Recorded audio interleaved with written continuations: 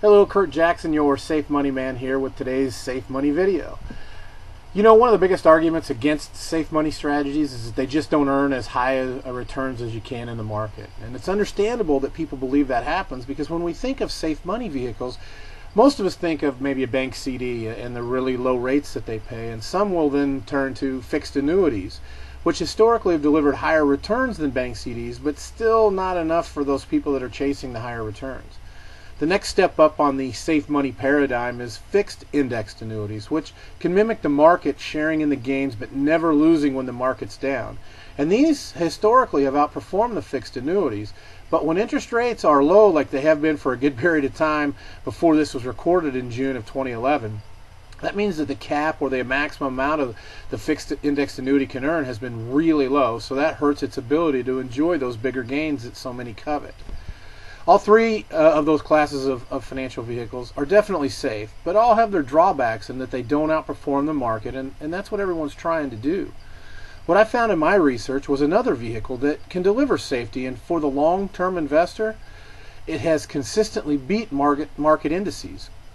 Plus, it's got other features and benefits that really help cement its place at the forefront of our 802 ST plan. You know, the plan that can be used to compete with the 401k plan that so many people are placing their financial future in. Now, since the argument against safe money strategies has largely been about rates of return, we thought we'd look to see if that actually holds water. So in comparing it to the S&P 500, which is arguably the best snapshot of the overall market, we felt it was a good comparison since 80% of mutual funds do not outperform the market. Our comparison looked at just one version of our 802 ST plan that's linked to the S&P 500, and it has a cap of 18% and a floor of 0. Now, while the maximum cap today is about 17%, that's largely because interest rates are low. And according to actuarial analysis, over a 20 to 30 year period, the average cap would be in that 18% range. Now, since this is a long-term vehicle and really not designed to be used for less than 10 years, we'll start with a 30-year comparison. Now, what we did is we started at the end of 2010, and we took 30-year chunks of time. So 1981 to 2010, 1980 to 2009, 1979 to 2008, okay, and so on. And there were 36 such 30-year periods. And the 802 ST plan had an average cumulative gross gain before fees that's higher than the S&P 500 34 out of the 36 times. So 94.44% of the time, the SAFE plan actually out-earned the plan that has your money 100% at risk. In fact, the average cumulative gross gain, which is not to be confused with just average return, for this version of the 802 ST plan was 8.69%, while the S&P averaged 7.52%. That means that the 802 ST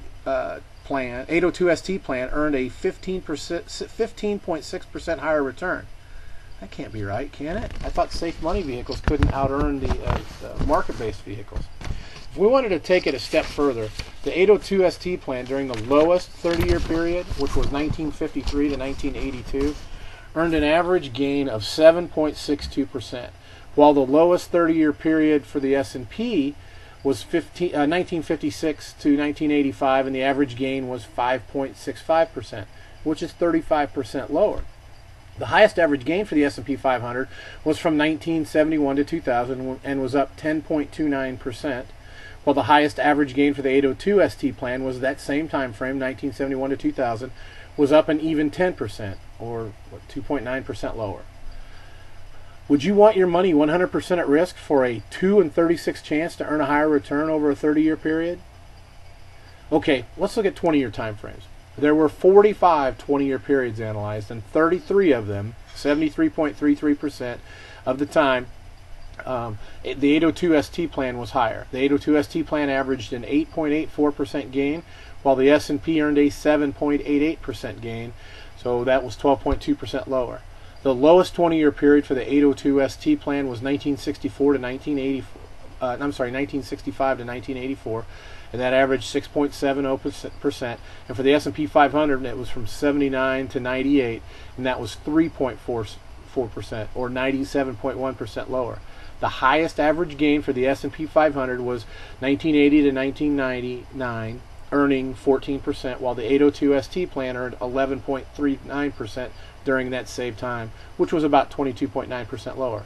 So would you prefer to keep your money 100% at risk to have a chance to earn a higher return 26.67% of the time, averaging 12.2% lower, with a chance to earn a 22.9% higher return in the best 20-year period?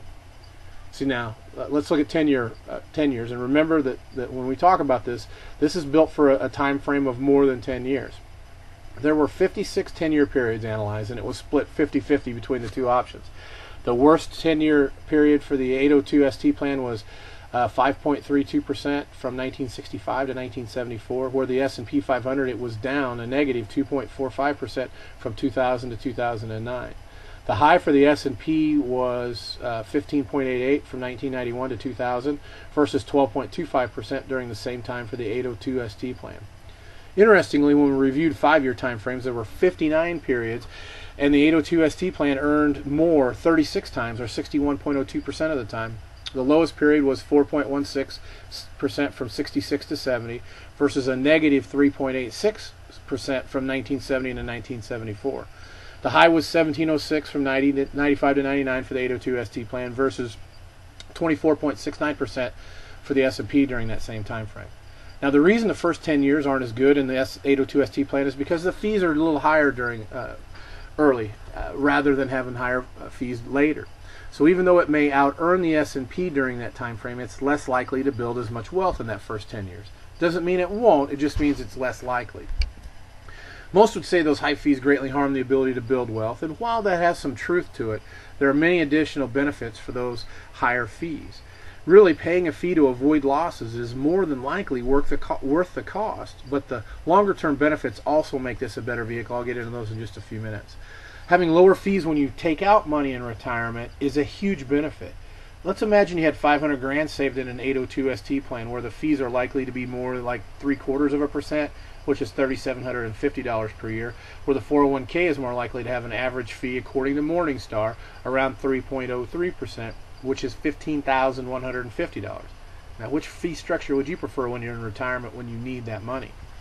Some other benefits following our 802ST plan has that the 401k and other traditional plans don't include: your savings plan self-completes no matter when you die. You can access your money without taxes or penalties. The income is tax-free and it doesn't trigger taxes on Social Security benefits. You can safely take more money out in retirement because you typically earn more and you aren't subject to losses. A long-term care or chronic illness benefit that's tax-free, and when you die, the money transfers to your heirs tax-free. Pretty impressive list of benefits for you, don't you think? See, when you look at the entire picture and see that the returns with this safe money vehicle typically meet or exceed the market, that takes away one argument that you can't earn a big return to build enough wealth in a safe money vehicle. Now, since this money is tax-free, if you were in, say, a 25% tax bracket, you'd need 25% more money in a 401k or an IRA to get the same net income. Plus, the traditional model says that you can take out 4% of your money to have a good chance to not outlive your money, where the 802ST plan, since it's not subject to losses, can typically allow a much higher withdrawal rate. So the bottom line is that you could have less money and still have more income. Now, there are other videos that show you this. If you'd like to see them, just email me and I'll send you the links. The point here is that when you hear you can't build enough wealth in safe vehicles to successfully retire, that's just not true. There are safe ways to build wealth and have a much higher income, plus all of those other benefits. Sure makes this plan sound like a no-brainer, doesn't it? If you'd like to learn more about it so you can see the proof that we have, just pick up the phone and call Kurt Jackson, your safe money man, at 816-582-5532, or email Kurt, K-U-R-T, at kjfinancialonline.com. We'll set up a no-cost, no-obligation strategy session where we'll analyze your situation to see if this fits into what you want to do. Thanks again for taking the time to check out our video. If you found this information valuable, please pass on the link to your friends and family so they can be better informed about their options to keep their money safe. Good luck to you.